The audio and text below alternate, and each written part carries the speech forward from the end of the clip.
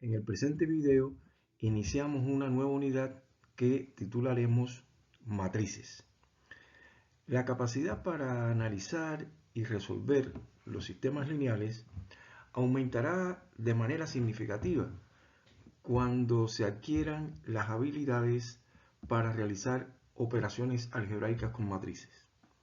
Las definiciones y teoremas que vamos a desarrollar en esta unidad ofrecen algunas de las herramientas básicas para manejar múltiples aplicaciones del álgebra lineal, las cuales en general implican dos o más matrices.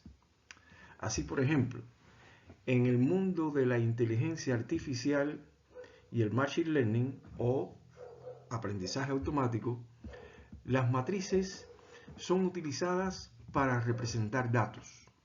Por ejemplo, en el caso de las imágenes, cada imagen puede ser representada como una matriz de píxeles, donde cada elemento de la matriz corresponde a la intensidad del píxel en una escala de grises. Las operaciones con matrices, como la multiplicación, la suma y la transposición, son esenciales para entrenar los modelos de aprendizaje automático. Las matrices en las transformaciones lineales son fundamentales en tareas de reducción de dimensionalidad y para manipular los datos en el espacio de las características. En optimización, muchos algoritmos de la inteligencia artificial utilizan técnicas de optimización que se formulan en términos de matrices.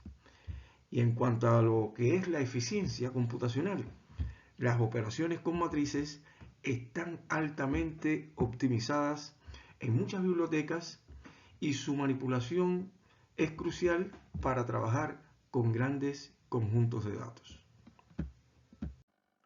Recordemos que presentamos por primera vez una matriz cuando comenzamos a estudiar los sistemas de ecuaciones lineales. Así, cada uno de los coeficientes de las ecuaciones del sistema era representado a través de la llamada matriz de coeficientes. Y cuando a esa matriz de coeficientes le colocábamos como última columna la de los términos independientes, obteníamos la llamada matriz aumentada. Consideremos que esta matriz A que estamos mostrando es una matriz de m filas con n columnas. Así, en este caso, la i-ésima fila, cuando la intersectamos con la j-ésima columna, podemos leer la entrada a su ij. Es decir, con la variable a en minúscula y doble subíndice, vamos a indicar con el primer subíndice en qué fila se encuentra y el segundo subíndice en qué columna se encuentra. Estamos considerando que esta matriz tiene m filas y n columnas. Cada una de esas columnas pueden ser consideradas listas de Rm, es decir, son listas de E que están formadas por m números reales. Bien, y también a esas columnas, también de manera para abreviar, muchas veces las representamos con la letra A, pero en un solo subíndice que indica cuál es la posición de la columna en cuestión. También, para abreviar, muchas veces a la matriz la representamos dentro de un corchete con el término genérico a sub ij y describimos de dónde a dónde se mueve el subíndice i y de dónde a dónde se mueve el subíndice j. Es decir, la i que representa las filas desde 1 hasta m. Hay m filas. Y la j que representa las columnas desde 1 hasta n, considerando que hay n columnas.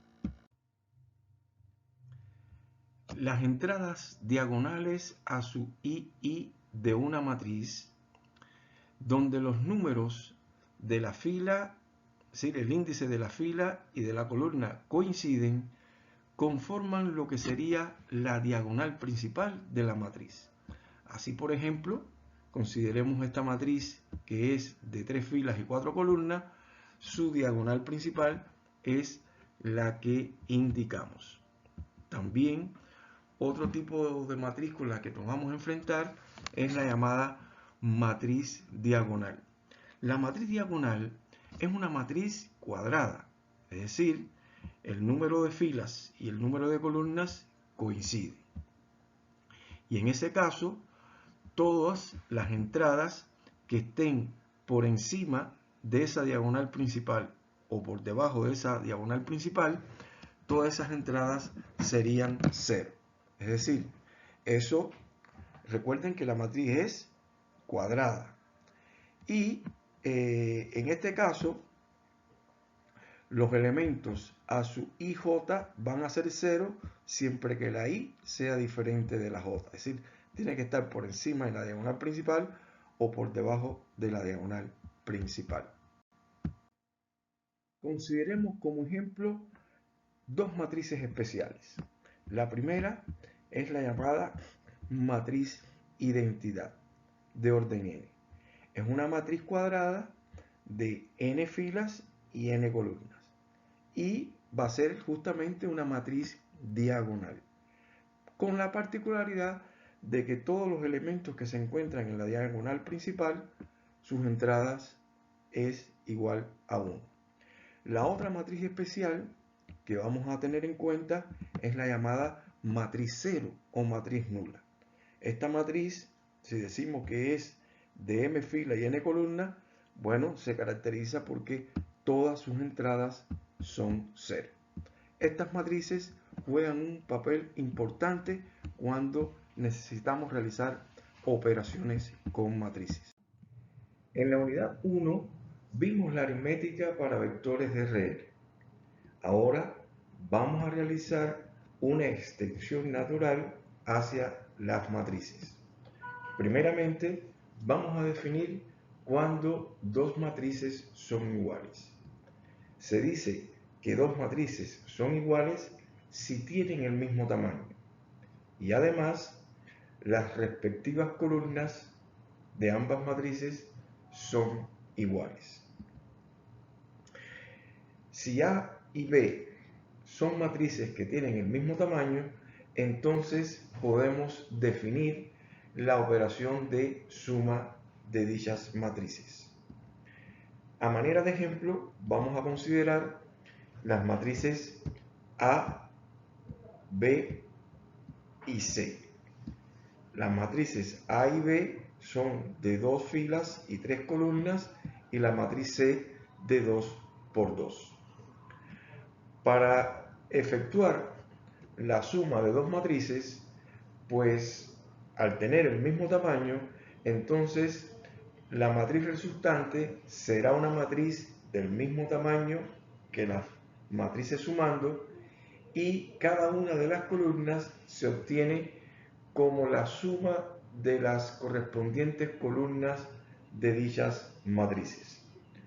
Lo cual a su vez, esto es equivalente a sumar cada entrada a su IJ de la matriz A con la correspondiente entrada B sub IJ, por ejemplo, de la matriz B. En este ejemplo, dado que A y B tienen el mismo tamaño, podemos efectuar la suma de A más B.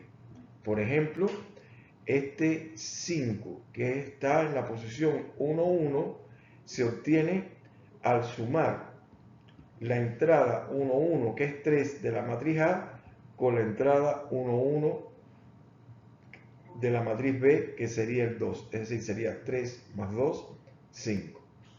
Para obtener este valor de 3 en la posición 3, 2, 3, simplemente sumamos de la fila 2, la entrada 3, que es 4, lo sumamos con la entrada que está en la posición 2, 3 de la matriz B. Es decir, sería 4 más menos 1, que sería el 3. Bueno, también cuando nosotros definimos la multiplicación de un escalar por un vector, obteníamos como resultado un vector del mismo tamaño solo que las correspondientes entradas se obtenían al multiplicar cada entrada por el escalar en cuestión. Así que en este caso, si nosotros vamos a multiplicar un escalar por una matriz, pues eso va a ser equivalente a multiplicar el escalar por cada una de las columnas que contiene dicha matriz. O que a su vez es lo mismo que multiplicar ese escalar por cada una de las entradas de la matriz. Así, en este ejemplo, la matriz A, que es de 2 por 3, es multiplicada por el escalar 4. Eso equivale a multiplicar por 4 cada una de las entradas de dicha matriz.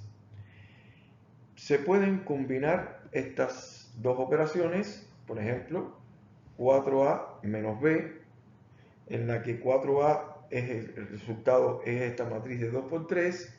Esta que está acá sería el producto de menos 1 por B, y como ambas tienen el mismo tamaño, pues es factible poder efectuar dicha suma, obteniendo como resultado también nuevamente una matriz de 2 por 3.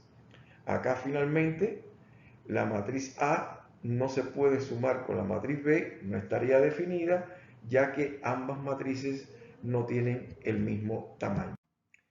De la misma manera que se definieron las propiedades de la suma y múltiplos escalares en los vectores de Rn, pues estas propiedades también se pueden extender hacia las matrices. Consideremos que A, B y C son matrices del mismo tamaño. Como son matrices del mismo tamaño, recuerden, ellas se van a poder sumar. Y además, vamos a considerar que R y S son escalares. La primera propiedad nos afirma que la suma de matrices es conmutativa. A más B es igual a B más A. También la segunda propiedad nos plantea que la suma de matrices es asociativa. Es decir, usted puede sumar primero A más B y a esa matriz resultante sumarla con C. O puede sumar primero B más C y a la matriz resultante sumarla con A. Lo cual, esto nos conlleva a que los paréntesis pueden ser eliminados, ya que la forma de agrupar para efectuar la suma es indistinto y siempre se va a cumplir esta propiedad asociativa. La tercera propiedad nos indica la existencia dentro del conjunto de las matrices que tienen el mismo tamaño, la existencia de lo que sería la matriz neutral para la suma, y en este caso sería la matriz 0 o matriz nula. Cualquier matriz sumada con la matriz 0 o nula nos da como resultado la propia matriz. En este caso se supone que tanto la matriz A como la matriz 0 nula son matrices que tienen el mismo tamaño, como nos indica acá al principio. La propiedad D es una propiedad distributiva de lo que sería la multiplicación de un escalar respecto a la suma de matrices. Y la propiedad E también es una propiedad distributiva, pero en este caso es la suma de escalares multiplicando a la matriz. Bien, en ambos casos son propiedades distributivas de la multiplicación de un escalar respecto a la suma de matrices y la multiplicación de una matriz respecto a la suma de escalares.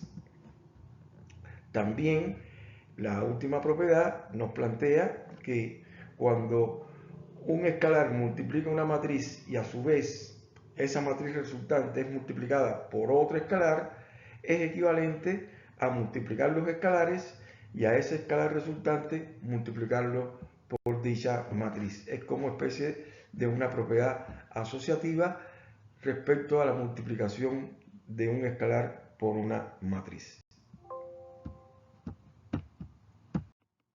Veamos ahora cómo es que se efectúa la multiplicación de matrices. Pero para ello vamos a recordar cómo es que nosotros definimos la multiplicación de una matriz por un vector.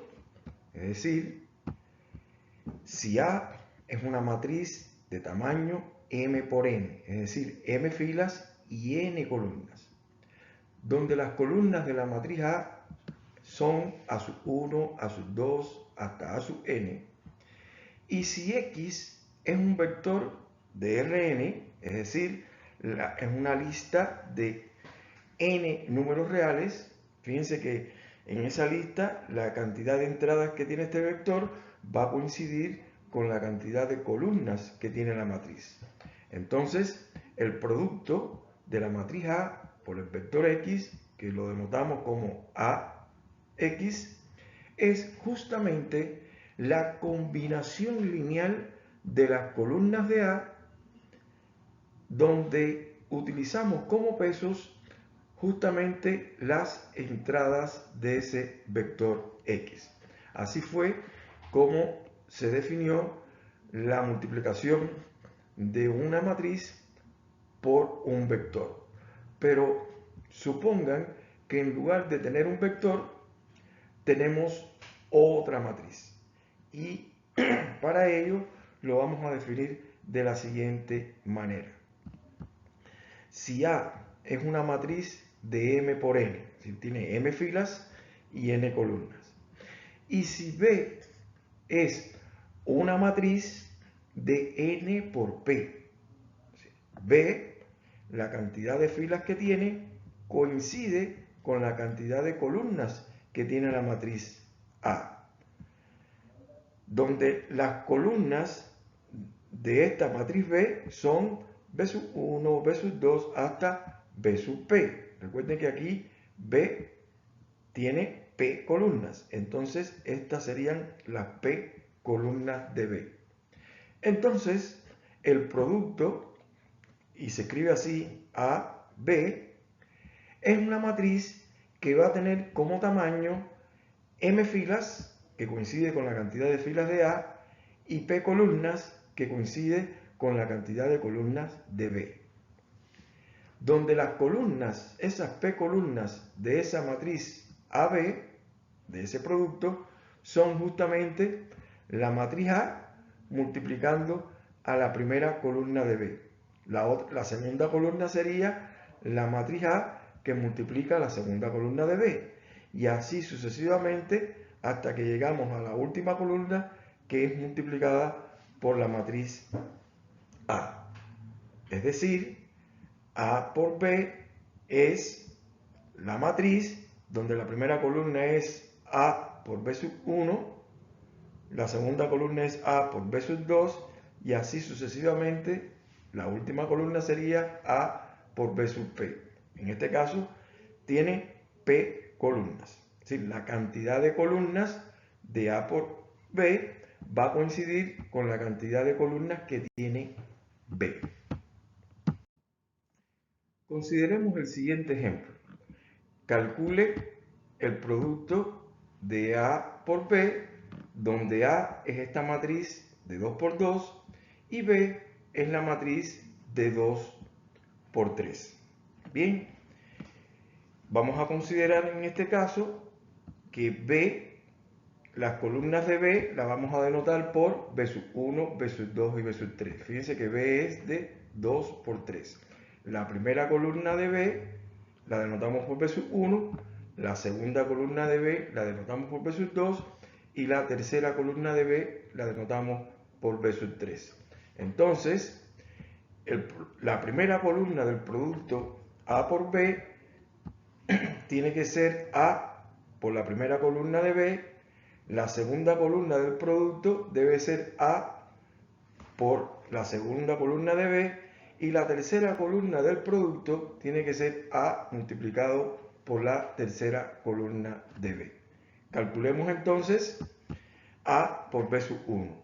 A, que es esta matriz de 2 por 2, por B sub 1, que es este vector que la cantidad de entrada, como era de suponer, coincide con la cantidad de columnas que tiene dicha matriz.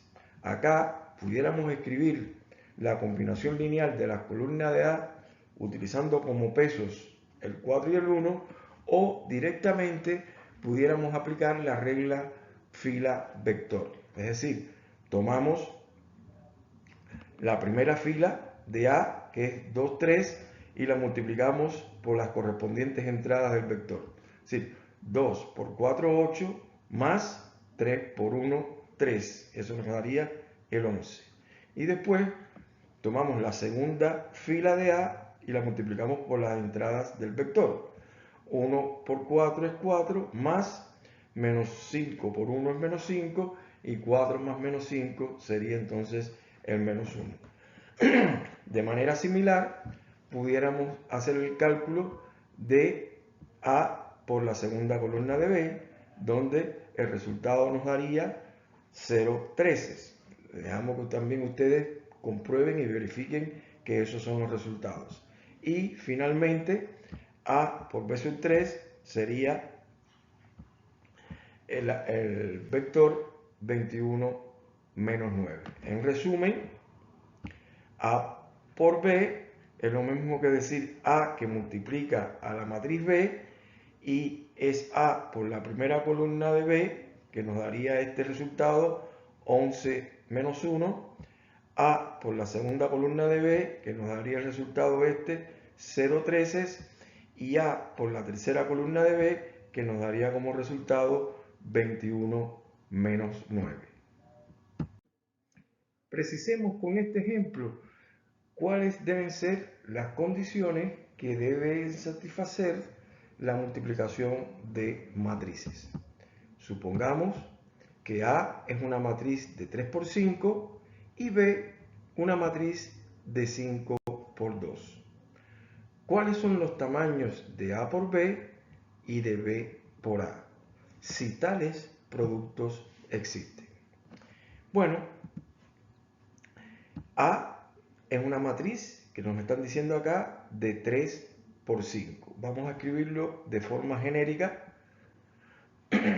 que A es una matriz de 3 por 5 y B es una matriz de 5 por 2. De forma genérica vamos a escribir a esa matriz A y a esa matriz B. Bien, donde el asterisco está representando cualquier número real. La primera condición que vimos en la definición es que la cantidad de filas que debe tener la matriz B debe coincidir con la cantidad de columnas de la matriz A. Es decir, en este caso, si hay coincidencia, si hay correspondencia, entonces puede efectuarse dicha multiplicación. Y además, es interesante esta otra parte. La matriz resultante, el tamaño que va a tener esa matriz resultante va a tener la misma cantidad de filas que la cantidad de filas que tiene A, y la misma cantidad de columnas, y la cantidad de columnas va a coincidir con la cantidad de columnas que tiene B. Es decir, que AB tiene que ser entonces una matriz de 3 por 2. Por otro lado, cuando nosotros analizamos la matriz B por A, observamos que la matriz B es de 5 por 2 y la matriz A es de 3 por 5. Para poder efectuar la multiplicación B por A, se debería cumplir que la cantidad de filas de A, que en este caso es 3, debería coincidir con la cantidad de columnas de B, que en este caso la cantidad de columnas de B es 2. Y como no hay correspondencia, pues entonces este producto no puede efectuarse, no estaría definido.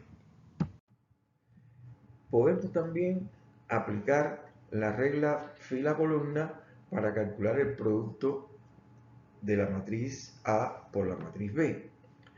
Para ello, vamos a considerar que la matriz A es de M por N, que la matriz B es de N por P. Obsérvese que la cantidad de filas de B coincide con la cantidad de columnas de A.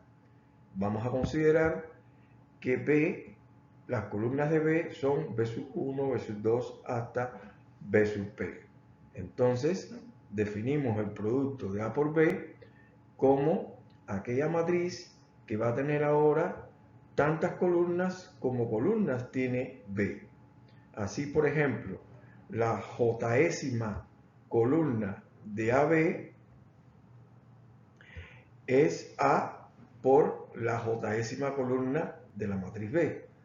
Y cuando íbamos a efectuar esta multiplicación, en lugar de escribirlo como la combinación lineal de las columnas de A, donde los pesos iban a ser justamente las entradas de ese vector o de ese vector columna B sub J, podíamos hacerlo aplicando la regla fila vector. Es decir, se tomaba la primera fila de A y se multiplicaban por las correspondientes entradas del vector. Se sumaban los productos y así obteníamos la primera entrada de ese vector columna. Después se tomaba la segunda fila de A, se multiplicaban por las correspondientes entradas del vector y se sumaban los productos y así sucesivamente. De manera que al aplicar la regla fila-columna, nosotros si quisiéramos determinar, por ejemplo, cuál sería la entrada de aquella posición que se encuentra en la fila I, columna J, justamente lo que tenemos que hacer es, de la columna A tomamos la fila I y de la matriz B tomamos la jésima columna.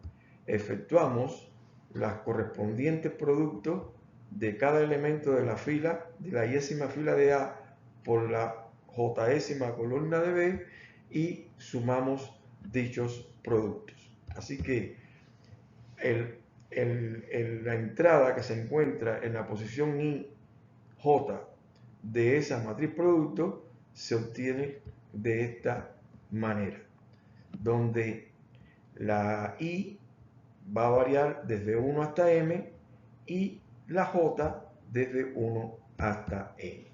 De esa manera también tenemos una forma práctica de calcular el producto de dos matrices. Veamos a través del siguiente ejemplo la aplicación de la regla fila-columna.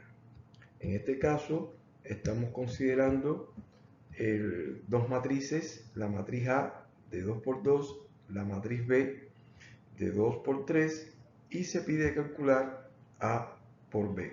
Obsérvese que la cantidad de filas que tiene B coincide con la cantidad de columnas que tiene A. Por lo tanto, tiene sentido calcular el producto de A por B. Téngase en cuenta que como la matriz A tiene dos filas y la matriz B tiene tres columnas, la matriz resultante tiene que ser una matriz de 2 por 3. Bien, supongamos que nosotros queremos justamente trabajar con la fila 1 y la primera fila de A con la tercera columna de B.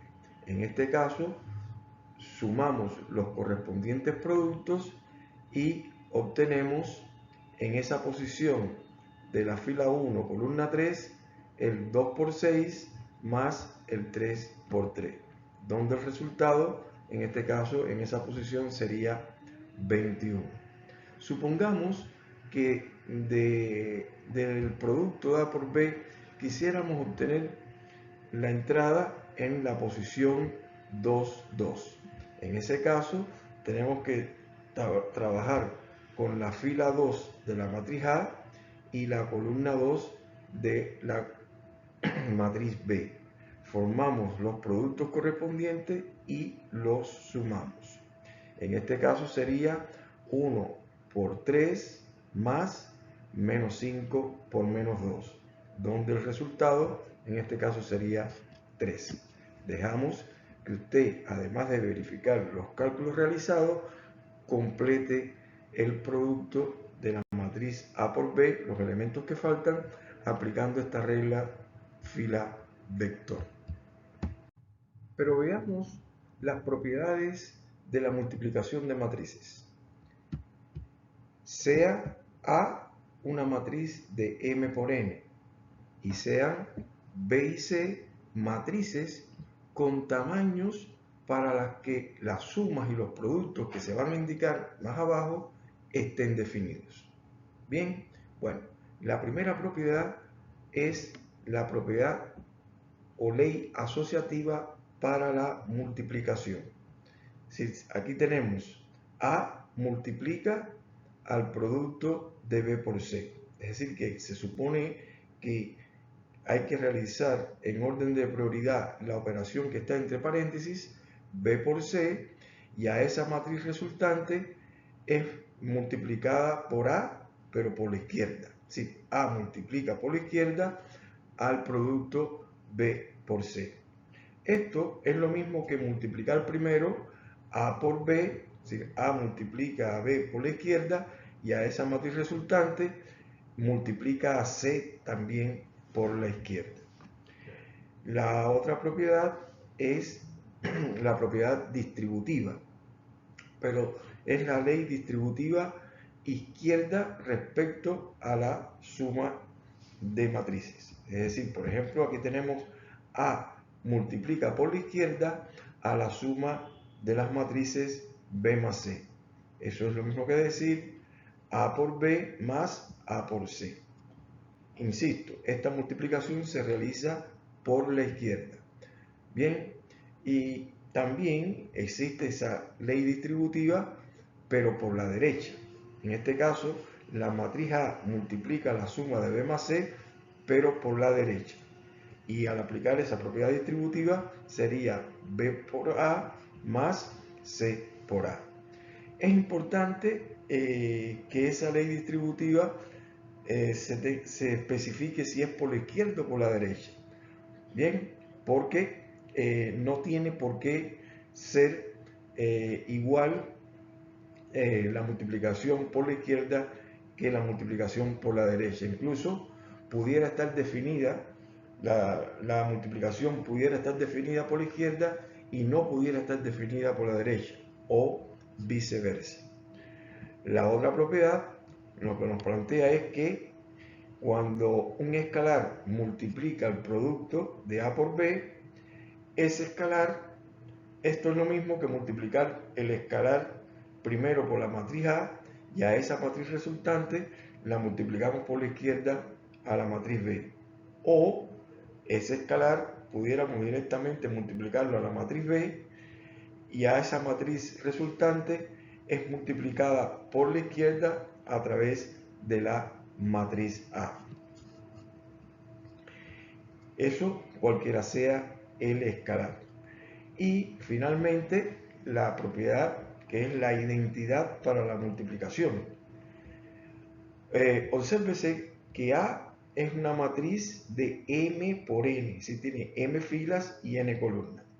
Entonces, a esta matriz A va a ser multiplicada por la izquierda a través de la matriz identidad de orden M. Bien, esta matriz de identidad de orden M va a tener M filas y N columnas, pero es la matriz identidad. Y entonces puede multiplicar a la matriz A, que va a tener M filas.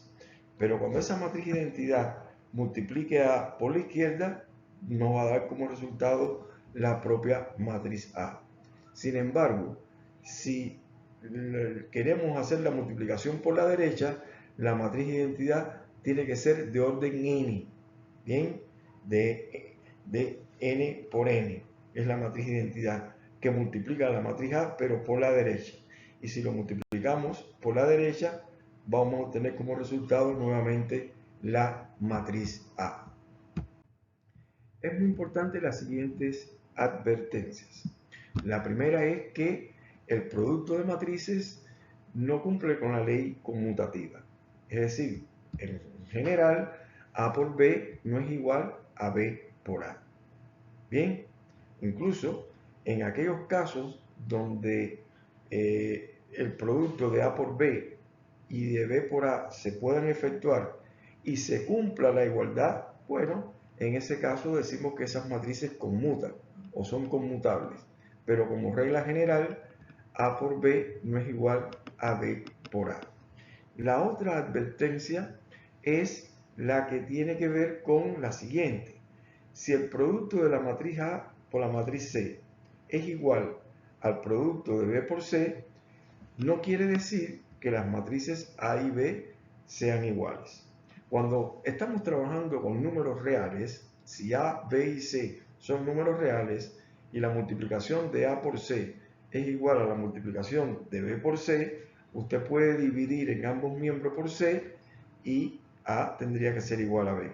Pero cuando estamos trabajando con matrices, no es cierto que si A por C es igual a B por C, no es cierto de que A tiene que ser igual a B. Y la última advertencia tiene que ver con lo siguiente. Cuando nosotros trabajamos con números reales y multiplicamos dos números reales y el producto nos da 0, de ahí uno infiere que uno de los dos factores tiene que ser 0. Sin embargo, cuando el producto de dos matrices es la matriz 0 o matriz nula, eso no significa, no quiere decir que la matriz A tiene que ser la matriz 0 o la matriz B tendría que ser la matriz 0. Otra propiedad importante es la que permite calcular potencias de matrices, solo que en este caso las matrices tendría que ser una matriz cuadrada. Si por ejemplo A es una matriz de n por n y K es un entero positivo, cuando nosotros escribimos A elevado a la K, eso es A por A por A por A K veces la A como factor. Otra operación que realizamos con las matrices es la operación de transposición, o lo que sería la transpuesta de una matriz. Vamos a considerar que A es una matriz de tamaño m por n. La transpuesta de A es una matriz que ahora el tamaño va a ser n por m. Es decir, fíjense que acá A tenía m filas y n columnas, y lo que sería la matriz transpuesta ahora va a tener n columnas y m filas. Y a esa transpuesta la escribimos como A y como supraíndice le ponemos una T de A transpuesta, donde las columnas de esta matriz A transpuesta se forman a partir de las correspondientes filas. A manera de ejemplo, consideremos que A es esta matriz de 2 por 2, B es esta matriz de 3 por 2 y C es esta matriz de 2 por 4. En el primero de los casos, A transpuesta es, tomamos la primera fila y la transformamos en la primera columna. Tomamos la segunda fila y la transformamos en la segunda columna. Para construir B transpuesta hacemos exactamente lo mismo. Tomamos la primera fila y la transformamos en la primera columna. Tomamos la segunda fila, lo transformamos en la segunda columna y tomamos la tercera fila y lo transformamos en la tercera columna. Obsérvese que la matriz B era de 3 por 2 y ahora su transpuesta es de 2 por 3. De manera similar podemos obtener la C transpuesta. Por último, vamos a considerar el siguiente teorema que involucra a la transpuesta con las operaciones de suma y multiplicación de matrices. Vamos a considerar lo siguiente, sean A y B matrices cuyos tamaños son adecuados para las operaciones de sumas y productos que vamos a plantear. La primera nos dice que la transpuesta de A transpuesta es A. Es decir, usted tiene una matriz A y le haya su transposición. A esa matriz ya transpuesta la vuelve a transponer y por supuesto obtendría nuevamente la matriz A. La segunda propiedad nos dice que la transpuesta de una suma es igual a la suma de las transpuestas de las matrices. La tercera propiedad nos indica lo siguiente, que cualquiera sea el escalar R, la transpuesta del producto de R por A es lo mismo que R por la transpuesta de A. Y la propiedad número D y última, tenemos acá la transpuesta de un producto de matrices. Por lo regular, la transpuesta de A por B no es lo mismo que el producto de las transpuestas, sino que realmente es el producto de las transpuestas, pero en sentido inverso. De manera que esta última incluso propiedad se puede generalizar cuando intervienen en el producto más de dos matrices. Y uno pudiera decir, la transpuesta de un producto de matrices es igual al producto de sus transpuestas, pero en orden inverso. Puesto que los vectores de Rn se pueden considerar matrices de n por 1, las propiedades de la transpuesta del teorema dado también es factible aplicárselo a los vectores. Entonces, dada la matriz A de 2 por 2 y este vector X de R2, lo cual puede ser considerado que es una matriz de 2 por 1, se pide calcular la transpuesta de A por X, el producto de X transpuesta por A transpuesta, el producto de X por X transpuesta y el producto de X transpuesta por X. Además, se les pregunta si A transpuesta por X transpuesta está definida.